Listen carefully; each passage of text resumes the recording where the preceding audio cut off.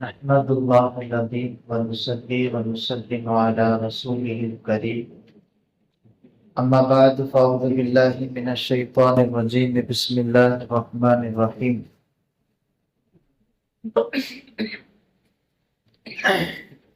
इन्नल्लाह यअमुरुकुम अन तुअद्दुल अमानाति इला अहलिहा व इज़ा हकमतुम बैनन नासि अन तहकुमु बिल अदल इन्नल्लाह निअम्मा यइज़ुकुम बिही इन्नल्लाह कान समीअन बसीरा। सदक़ल्लाहु मौलाना अज़ीम व सदक़ रसूलुहुन नबियुल करीम व नहनु अला ज़ालिका मिनश शाहिदीन वश्शाकिरीन वल्हम्दुलिल्लाहि रब्बिल आलमीन। கண்ணியத்திற்கும் மிகுந்த மரியாதைக்கும் உரித்தான இஸ்லாமிய சகோதரர்களே, பெரியோர்களே, சிறார்களே, தாய்மார்களே, உங்கள் அனைவருக்கும் அஸ்ஸலாமு அலைக்கும் வரஹ்மத்துல்லாஹி வபரகாத்துஹு. அன்பிற்கினிய அல்லாஹ்வின் நல்லடியார்களே, அல்லாஹ்வுடைய அளவற்ற கிருபையால் இன்றைக்கு குர்ஆனுடைய 5 ஜுஸுக்கள் ஓதி முடிக்கப்பட்டிருக்கிறது. சூரத்துல் நிசா கிட்டத்தட்ட 1.5 ஜுஸு அந்த சூரா ஃபுல்லா இருக்குது. அதுல 1.25 ஜுஸு இன்றைக்கு தராவியிலே ஓதப்பட்டிருக்கிறது. சூரத்துல் நிசாவிலே அல்லாஹ் ஜல்லஷானஹு வ தஆலா பல்வேறு திருமணத்தை குறித்த சட்டங்களை பேசுகிறார். யார் யாரெல்லாம் கல்யாணம் முடிக்கிறது ஆகுமாக்கப்பட்டிருக்கிறது, தலாக்கினுடைய சட்டங்கள் என்ன, அது போன்ற பல்வேறு முஆஷராத் என்று சொல்லப்படுகிற குடும்பவியல் சட்டங்களை அல்லாஹ் நிறைய இந்த சூறாவிலே பேசுகிறார். வியாபாரத்தை பத்தி, யதீம்களினுடைய பொருளாதாரத்தின் விஷயத்தில் எப்படி நடந்து கொள்ள வேண்டும் என்பதை பற்றி நிறைய செய்திகள் வருகிறது. அதுல குற்றவியல் சட்டங்கள் குறித்தும் சில இடங்களிலே கொலை குற்றத்திற்கான குற்றவியல் தண்டனை என்ன என்பதை பற்றி எல்லாம் அல்லாஹ் பேசுகிறார். பல்வேறு வசனங்களுக்கு இடையில் இன்றைக்கு சிந்தனைக்கு நாம் எடுத்துக்கொண்ட ஒரு வசனம் அல்லாஹ் குர்ஆனிலே சொல்லுகிறான், இன்னல்லாஹ யஅமுருக்கும் அன் துஅத்துல் அமானாத்தி இலா அஹ்லிஹா. அல்லாஹ் ஜல்லஷானுஹு வ தஆலா உங்களை அமானிதத்தை அதனுடையவர்களிடத்தில் ஒப்படைக்க வேண்டும் என்று ஏவுகிறான். வைதா ஹக்கம்தும் பைனன் நாஸி பில் அத்ல் வைதா ஹக்கம்தும் பைனன் நாஸி அன் தஹ்குமு பில் அத்ல். மக்களுக்கிடையில் நீங்கள் தீர்ப்பு வழங்க வேண்டி நேரிட்டால் நீதமான முறையில் தீர்ப்பு வழங்க வேண்டும் என்றும் அல்லாஹ் உங்களை ஏவுகிறான். இந்த வசனம் சூரத்துல் நிசாவினுடைய ஒரு வசனம். இந்த ஆயத்து இறங்கியதற்கான காரணத்தை முஃபஸ்ஸிரீன்கள் அல்லாமா இப்னு கஸீர் ரஹ்மத்துல்லாஹி அலைஹி, அல்லாமா ஜலாலுத்தீன் அஸ்ஸுயூத்தி அப்படின்னு ஒரு முஃபஸ்ஸிர் அவங்க, அதே மாதிரி அல்லாமா பகவி ரஹ்மத்துல்லாஹி அலைஹி, நிறைய முஃபஸ்ஸிர்கள் ஒரு குறிப்பிட்ட ஒரு வரலாற்று நிகழ்வை இந்த வசனம் இறங்கியதற்கு காரணமாக சொல்லுகிறார். ரசூல் ஸல்லல்லாஹு அலைஹி வஸல்லம் மக்காவில இருந்து மதீனாவுக்கு ஹிஜ்ரத் செய்து போகக்கூடிய நேரத்தில் நமக்கு வரலாறு தெரியும். ரசூலுல்லாஹ் இரவு நேரத்திலே எதிரிகளினுடைய கண்ணிலே மண்ணை தூவிவிட்டு ஹஜ்ரத் அலி ரலியல்லாஹு அன்ஹு அவர்களை அவர்களினுடைய படுக்கையிலே படுக்க வைத்துவிட்டு அடுத்த நாள் காலையில் நான் மதீனாவுக்கு கிளம்பவிருக்கிறேன், அடுத்த நாள் நீங்க குறிப்பிட்ட ஒரு இடத்தில என்னை சந்திப்பீர்கள் அப்படின்னு சொல்லி அலி ரலியல்லாஹு அன்ஹு அவங்களுடைய படுக்கையில படுக்க வச்சுட்டு போனாங்க. அடுத்த நாள் காலையில எந்திரிச்சு என்னிடத்துல இருக்கிற அமானித பொருள்களை எல்லாம் அதை உரியவர்களிடத்துல ஒப்படைச்சிட்டு வந்துருங்கன்னு சொல்லி அலி ரலியல்லாஹு அன்ஹு நியமிச்சுட்டு போனாங்க.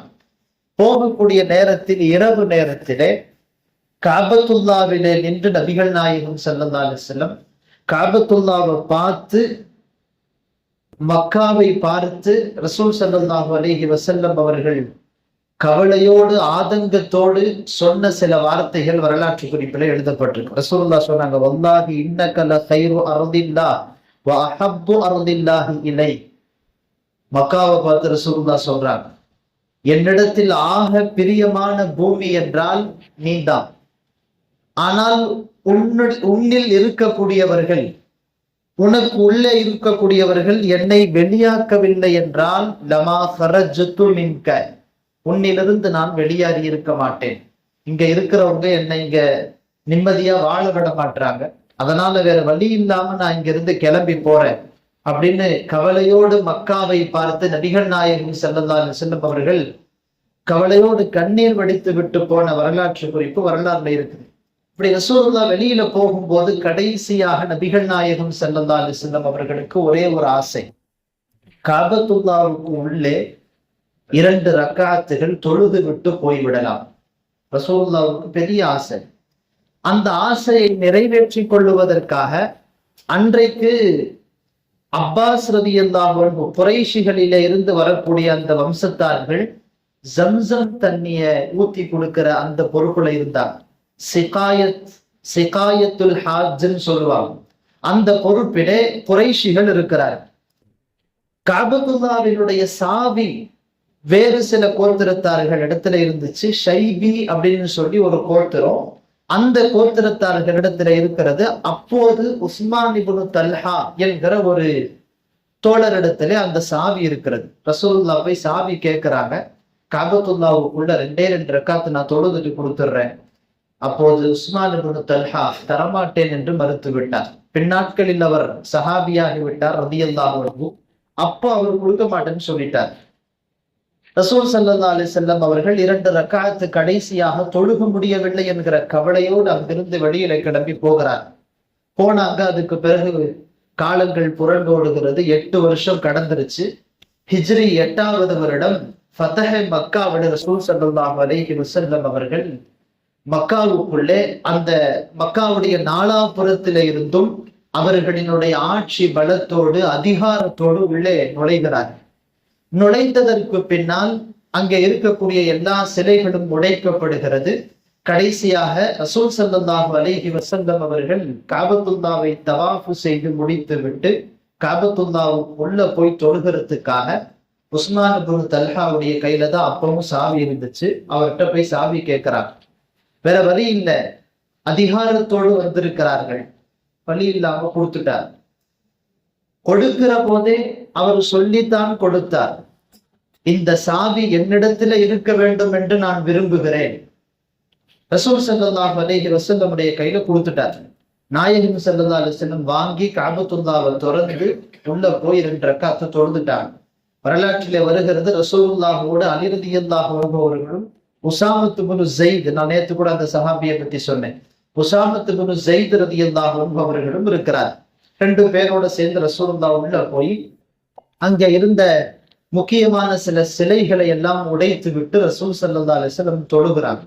தொழுதுட்டு இருக்கும் போது வெளியில இங்க பல்வேறு சஹாபாக்கள், ரசூலுல்லாஹுக்கு ரொம்ப நெருக்கமாக இருக்கிற நிறைய சஹாபாக்கள், ஒரு பக்கம் அன்சாரிகளும் இருக்கிறாங்க, இன்னொரு பக்கம் முஹாஜிர்களும் இருக்கிறாங்க.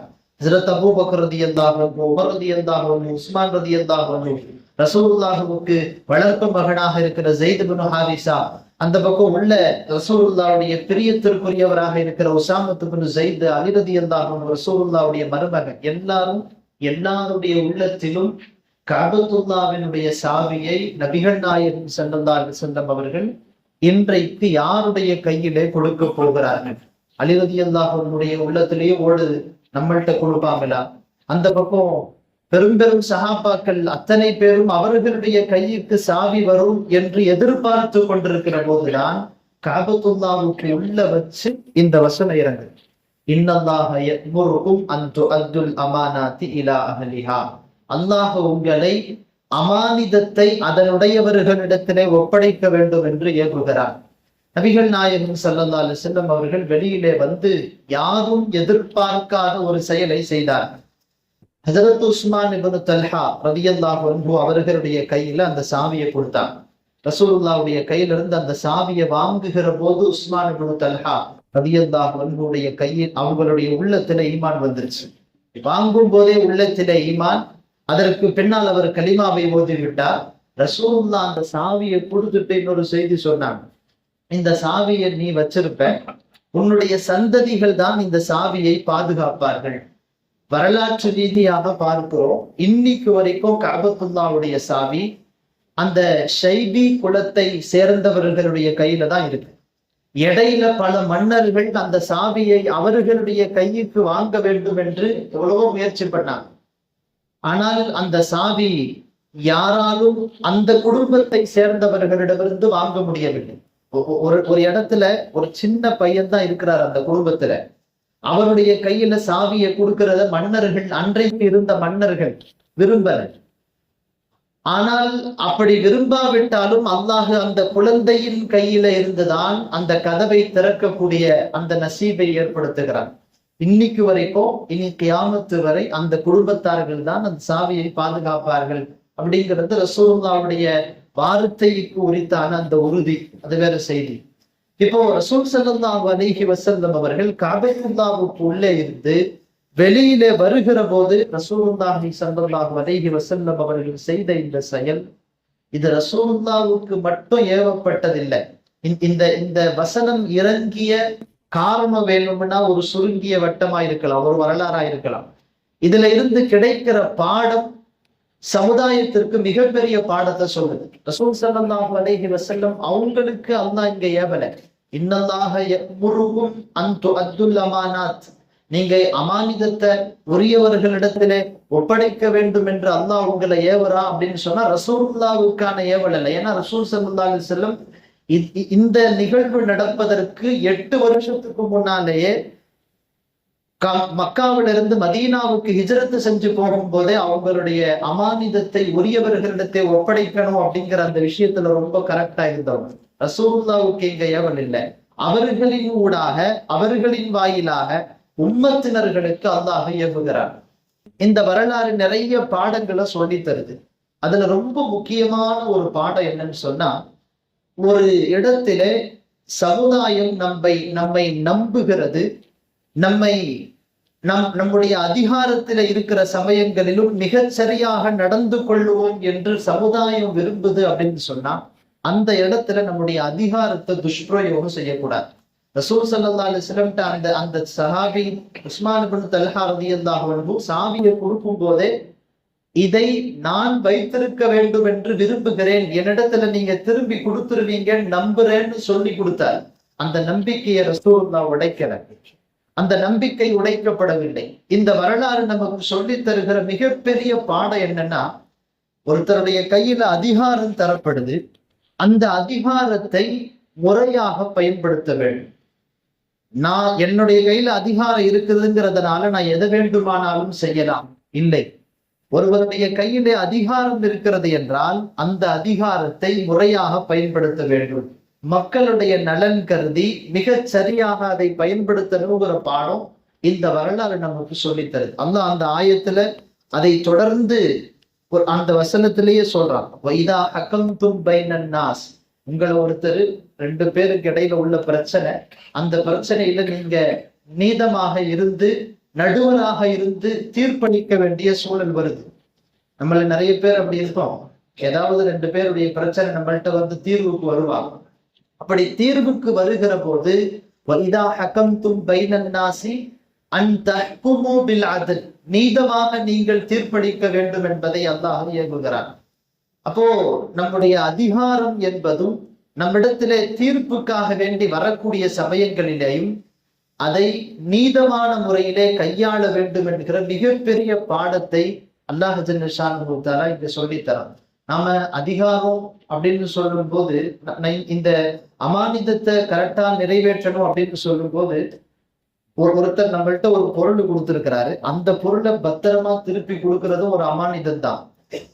அதே மாதிரி அடுத்தவர்களுக்கு நாம் செய்ய வேண்டிய ஹுகூக்குகள் இருக்குதுல்ல, வேற வார்த்தையில சொல்லணும்னா ஹுகூக்குல் இபாத் அப்படின்னு சொல்லணும். அடியாறுகளுக்கு நாம் செய்ய வேண்டிய ஹக்கு, அந்த ஹக்குல குறைவு ஏற்படுத்திடக்கூடாது. அதுல ஒரு சின்ன குறைவு ஏற்படுத்தி விட்டாலும் அல்லாஹ்விடத்தில் அதனுடைய பிடி கடுமையாக இருக்கும். ஹதீஸ்ல வருது, உங்களுடைய ஈமான் உங்களுடைய எல்லா பாவங்களையும் மன்னித்து விடும், ஆனால் நீங்கள் மனிதர்களுக்கு செய்ய வேண்டிய ஹக்குகளில் குறைவை ஏற்படுத்தினால் அதை அல்லாஹ் மன்னிக்க மாட்டான். அதனுடைய தீர்ப்பு தீர்ப்புடைய நாள்ல, கியாமத்து நாள்ல முடிக்காம இருக்கப்பட. ஹதீஸ்ல வருது, ஒரு கொம்பு இல்லாத ஆடு, கொம்பு இருக்கக்கூடிய ஆடு, கொம்பு இல்லாத ஆடை அது முட்டி விட்டால் இந்த உலகத்துல மறுமையில அல்லாஹ் கொம்பு இல்லாத ஆடுக்கு கொம்பு கொடுத்து அந்த ஆட்டை முட்டை வைப்பான். அப்போ என்ன அர்த்தம்? நம்மள்ட்ட ஒரு அதிகாரம் இருக்குது, அந்த அதிகாரத்தை வைத்துக் கொண்டு நமக்கு கீழே இருக்கிறவங்களை எப்படி வேண்டுமானாலும் அதிகாரம் அப்படின்னு சொன்னா பெரிய ஆட்சி, பிரதமர், சிஎம்ஆ இருக்குன்னு அவசியம் இல்லை.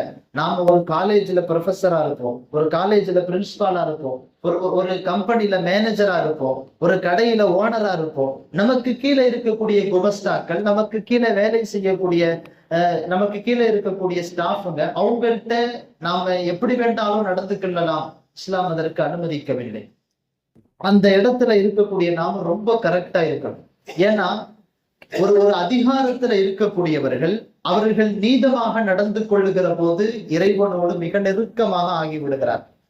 அதே அதிகாரத்துல இருக்கிறவங்க அவங்க நீதத்தை விட்டுட்டாங்கன்னு சொன்னா அல்லாஹுவை விட்டு ரொம்ப தூரம் ஆயிடுறாங்க. ஹதீஸ்ல வருது, திருமதியில ஒரு ஹதீஸ் வருது, ரசூல் ஸல்லல்லாஹு அலைஹி வஸல்லம் சொல்றாங்க, இன்ன அஹப்பன் நாசி இலல்லாஹி யௌமல் கியாமத்தி வ அக்ரபுஹும் மஜ்லிஸன். அல்லாஹுவிடத்தில் ஆக நெருக்கமானவர்கள், அல்லாஹுக்கு ரொம்ப பிரியமானவங்க யாருன்னு சொன்னா இமாமுன் ஆதிலுன், நீதமான அரசர் அல்லாஹுக்கு ரொம்ப நெருக்கமானவர். அதே சமயத்துல அபுகதுன் நாசி இலல்லாஹ் வ அஷத்துஹும் அதாபன், அல்லாஹுக்கு ரொம்ப கோபமானவங்க, அல்லாஹுவினுடைய தண்டனையை கடுமையாக அனுபவிக்கக்கூடியவர்கள் யார் என்றால் இமாமுன் ஜாயிருன், அநீதம் இழைக்கக்கூடிய அரசர். அப்போ நாம ஒரு அதிகாரத்துல இருக்கிறோம், அந்த அதிகாரத்தை துஷ்பிரயோகம் செய்து விட்டோம் என்றால் அல்லாஹ்வுடைய பார்வையில ரொம்ப கடுமையான தண்டனைக்கு ஆளாயிரும். அதே அதிகாரத்தை முறையாக பயன்படுத்தினால் அது அல்லாஹ்விடத்தில் நெருக்கத்திற்கு காரணமாக இருக்கும். எல்லாம் வந்த அல்லாஹ் ஜல்ல ஷானஹு தஆலா நாம் அடியார்களுக்கு செய்ய வேண்டிய அந்த கடமைகளில் முறையாக இருக்கக்கூடிய மேன்மக்களாக நம்மை ஆக்கி தந்தல் புரிவானாக. வாஹிர் தாவானா அல்ஹம்துலில்லாஹி ரப்பில் ஆலமீன்.